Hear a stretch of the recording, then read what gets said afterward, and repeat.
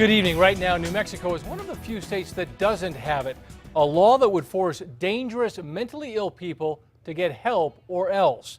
But there is now a push to change that. News 13's Chris McKee is live in Santa Fe, where lawmakers have been debating this controversial issue. Chris? Yeah, Dean, the senator proposing this bill believes it could help about 300 people statewide who are all battling severe mental illness and have been in and out of treatment.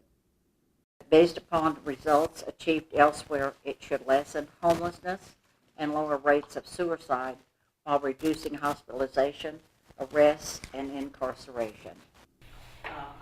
That's Senator Mary Kay Papin, who is behind the proposal. It's considered a New Mexico version of Kendra's law. That law is named after a 32-year-old New York woman who was pushed in front of an oncoming subway train by a man battling schizophrenia. This bill would allow families, caseworkers, and mental health professionals to file civil petitions forcing dangerous, mentally ill patients into a, quote, court-ordered treatment plan. A judge would have to approve that plan, and if a patient didn't follow it, they could be hospitalized. It's a controversial proposal that hasn't made it out of the legislature before, but there is a renewed push for it because of the March police shooting of James Boyd. The proposal was discussed in a legislative committee hearing today. Backers say it'll get mentally ill treatment before they hurt themselves or others, and they claim it will also reduce jail costs. Opponents, meanwhile, think it could violate patients' civil rights. They're also worried there's no money built into the bill to pay for it.